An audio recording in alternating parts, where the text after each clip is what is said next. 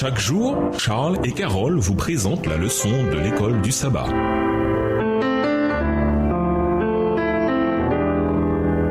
Bienvenue à votre émission. Dieu nous parle. Nous avons la leçon de mercredi, une épouse pour Isaac. Genèse 24 raconte l'histoire du mariage d'Isaac après la mort de Sarah. Les deux histoires sont liées. Lisons Genèse 24. Pourquoi Abraham est-il si préoccupé que son fils n'épouse pas une femme parmi les Cananéens? Genèse chapitre 24. Abraham était vieux, avancé en âge, et l'Éternel avait béni Abraham en toutes choses. Abraham dit à son serviteur, le plus ancien de sa maison, l'intendant de tous ses biens: Mais je te prie ta main sous ma cuisse, et je te ferai jurer par l'Éternel, le Dieu du ciel et le Dieu de la terre, de ne pas prendre pour mon fils une femme parmi les filles des Cananéens au milieu desquels j'habite, mais d'aller dans mon pays et dans ma patrie prendre une femme pour mon fils Isaac. Le serviteur lui répondit: Peut-être la femme ne voudra-t-elle pas me suivre dans ce pays-ci? Devrais-je mener ton fils dans le pays d'où tu es sorti? Verset 6. Abraham lui dit: Garde-toi d'y mener mon fils.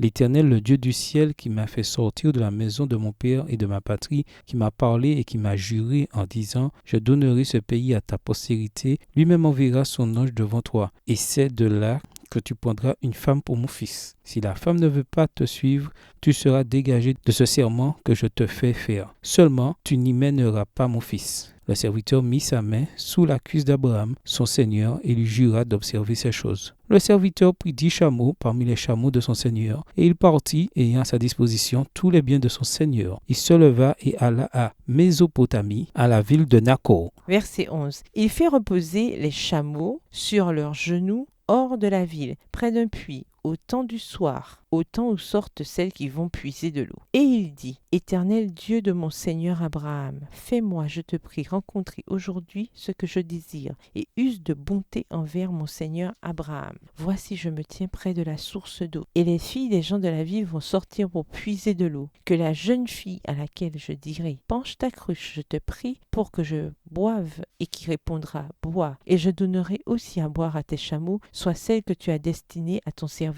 Isaac. Et par là, je connaîtrai que tu uses de bonté envers mon Seigneur. Il n'avait pas encore fini de parler que sortit sa cruche sur l'épaule Rebecca, née de Bethuel, fils de Milca, femme de Nakor, frère d'Abraham. Verset 16. C'était une jeune fille très belle de figure. Elle était vierge et aucun homme ne l'avait connue. Elle descendit à la source, remplit sa cruche et remonta. Le serviteur courut au-devant d'elle et dit: Laisse-moi boire, je te prie, un peu d'eau de ta cruche. Elle répondit: Bois, mon Seigneur. Et elle s'empressa d'abaisser sa cruche sur sa main et de lui donner à boire. Quand elle eut achevé de lui donner à boire, elle dit: Je puiserai aussi pour tes chameaux, jusqu'à ce qu'ils aient assez bu. Et elle s'empressa de vider sa couche dans l'abreuvoir et courut encore au puits pour puiser. Et elle puisa pour tous les chameaux. Verset 21. L'homme la regardait avec étonnement et sans rien dire, pour voir si l'Éternel faisait réussir son voyage ou non. Quand les chameaux eurent fini de boire, l'homme prit un anneau d'or, du poids d'un demi-cycle, et 2 bracelets, du poids de 10 cycles d'or. Et il dit: De qui es-tu la fille? Dis-le-moi, je te prie. Y a-t-il dans la maison de ton père de la place pour passer la nuit? Elle répondit: Je suis fille de Bethuel, fils de Milca et de Nakor. Elle lui dit encore: Il y a chez nous de la paille et du fourrage en abondance, et aussi de la place pour passer la nuit. Verset 26. Alors l'homme s'inclina et se prosterna devant l'Éternel, en disant: Béni soit l'Éternel, le Dieu de mon Seigneur Abraham, qui n'a pas renoncé à sa miséricorde et à sa fidélité envers mon Seigneur, moi-même. L'Éternel m'a conduit à la maison des frères de mon Seigneur. La jeune fille courut raconter ces choses à la maison de sa mère. Rebecca avait un frère nommé Laban, et Laban courut dehors vers l'homme près de la source. Il avait vu l'anneau et les bracelets aux mains de sa sœur, et il avait entendu les paroles de Rebecca sa sœur, disant: Ainsi m'a parlé l'homme. Il vint donc à cet homme qui se tenait auprès des chameaux vers la source. Verset 31. Et il dit: Viens, béni de l'Éternel, pourquoi resterais-tu dehors? J'ai préparé la maison et une place pour les chameaux. L'homme arriva à la maison, Laban fit décharger les chameaux, et il donna de la paille et du fourrage aux chameaux, et de l'eau pour laver les pieds de l'homme et les pieds des gens qui étaient avec lui. Puis il lui servit à manger. Mais il dit: Je ne mangerai point avant d'avoir dit ce que j'ai à dire. Parle, dit Laban. Alors il dit: Je suis suis serviteur d'Abraham. L'Éternel a comblé de bénédictions mon Seigneur qui est devenu puissant. Il lui a donné des brebis et des bœufs, de l'argent et de l'or, des serviteurs et des servantes, des chameaux et des ânes. Verset 36. Sarah, la femme de mon Seigneur, a enfanté dans sa vieillesse un fils à mon Seigneur et lui a donné tout ce qu'il possède. Mon Seigneur m'a fait jurer en disant, tu ne prendras pas pour mon fils une femme parmi les filles des Cananéens, dans le pays desquels j'habite, mais tu iras de la maison de mon père et de ma famille prendre une femme pour mon fils. J'ai dit à mon Seigneur, peut-être la femme ne voudra-t-elle pas me suivre? Et il m'a répondu, l'Éternel devant qui j'ai marché enverra son ange avec toi et fera réussir ton voyage, et tu prendras pour mon fils une femme de la famille et de la maison de mon père. Verset 41. Tu seras dégagé du serment que tu me fais quand tu auras été vers ma famille. Si on ne te l'accorde pas, tu seras dégagé du serment que tu me fais. Je suis arrivé aujourd'hui à la source et j'ai dit, Éternel Dieu de mon Seigneur Abraham, si tu daignes faire réussir le voyage que j'accomplis, voici je me tiens près de la source d'eau et que la jeune fille qui sortira pour puiser, à qui je dirai, laisse-moi boire, je te prie un peu d'eau de ta cruche et qui me répondra, bois toi-même et je puiserai aussi pour tes chameaux, que cette jeune fille soit la femme que l'Éternel a destinée au fils de mon Seigneur. Avant que j'eusse fini de parler en mon cœur, voici Rebecca est sortie, sa cruche sur l'épaule. Elle est descendue à la source et a puisé. Je lui ai dit, donne-moi à boire, je te prie. Verset 46. Elle s'est empressée d'abaisser sa couche de dessus son épaule et elle a dit, bois et je donnerai aussi à boire à tes chameaux. J'ai bu et elle a aussi donné à boire à mes chameaux. Je l'ai interrogée et j'ai dit, de qui es-tu la fille? Elle a répondu, je suis fille de Bethuel, fils de Nacor et de Milca. J'ai mis l'anneau à son nez et les bracelets à ses mains.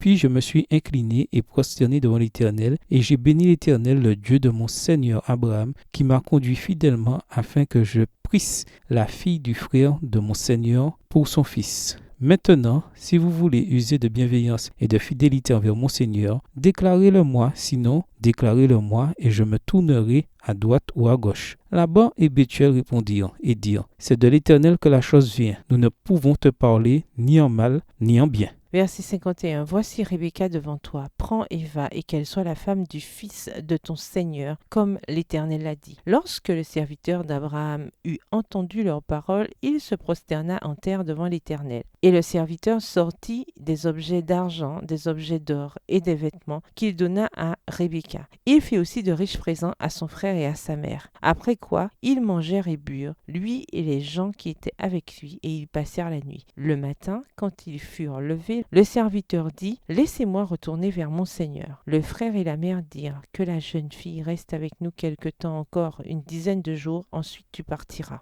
Verset 56. Il leur répondit, « Ne me retardez pas, puisque l'Éternel a fait réussir mon voyage. Laissez-moi partir et que j'aille vers mon Seigneur. » Alors ils répondirent, « Appelons la jeune fille et consultons-la. » Ils appelèrent donc Rebecca et lui dirent, « Veux-tu aller avec cet homme ?» Elle répondit, « J'irai. » Et ils laissèrent partir Rebecca, leur sœur, et sa nourrice, avec le serviteur d'Abraham et ses gens. Ils bénirent Rebecca et lui dirent, « Ô notre sœur, puisses-tu devenir des milliers de myriades et que ta postérité possède la porte de ses ennemis. » Verset 61. Rebecca se leva avec ses servantes. Elles montèrent sur les chameaux et suivirent l'homme. Et le serviteur emmena Rebecca et partit. Cependant, Isaac était revenu du puits de Lachaïroï et il habitait dans le pays du Midi. Un soir qu'Isaac était sorti pour méditer dans les champs, il leva les yeux et regarda, et voici des chameaux arrivaient. Rebecca leva aussi les yeux, vit Isaac et descendit de son chameau. Elle dit au serviteur, « Qui est cet homme qui vient dans les champs à notre rencontre ?» Et le serviteur répondit, « C'est mon Seigneur. » Alors elle prit son voile et se couvrit. Verset 66.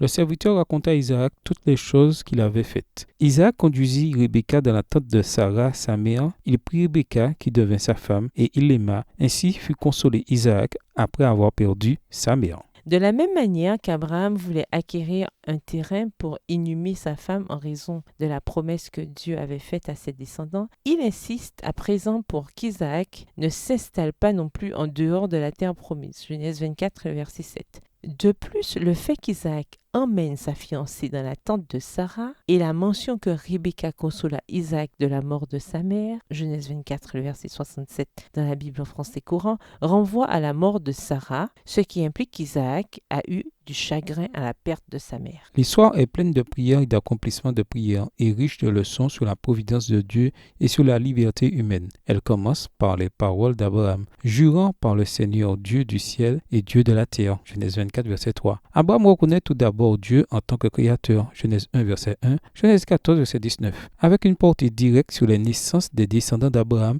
y compris le Messie lui-même. La référence à son ange dans la version second 21 et au Seigneur, le Dieu du ciel, Genèse 24, verset 7, renvoie à l'ange du Seigneur descendu du ciel pour sauver Isaac, Genèse 2, le verset 1. Le Dieu qui contrôle l'univers, l'ange du Seigneur qui est intervenu pour sauver Isaac, dirigea les choses dans cette question de mariage. Abraham envisage cependant l'éventualité que la femme ne répondra pas à l'appel de Dieu. Aussi puissant qu'il soit, Dieu ne force pas les humains à lui obéir. Bien que le plan de Dieu pour Rebecca soit qu'elle suive Eliezer, elle conserve sa liberté de choisir. Autrement dit, il était possible que cette femme ne veuille pas venir. Et dans ce cas, elle ne serait pas contrainte à suivre le serviteur. Ainsi, nous avons là un autre exemple de ce grand mystère que Dieu nous a donné à nous humains. Le libre arbitre, le libre choix, une liberté qu'il ne piétine pas. S'il le faisait, ce ne serait pas du libre arbitre. Et pourtant, curieusement, malgré la réalité du libre arbitre et les nombreux choix terribles que les humains font avec, nous pouvons toujours avoir confiance que l'amour et la bonté de Dieu finiront par l'emporter. Pourquoi est-il si réconfortant de savoir que bien que tout ne soit pas la volonté de Dieu, il demeure aux commandes? En quoi des prophéties comme Daniel 2 par exemple nous font-elles bien comprendre cette idée? Au revoir. Et à demain si Dieu veut.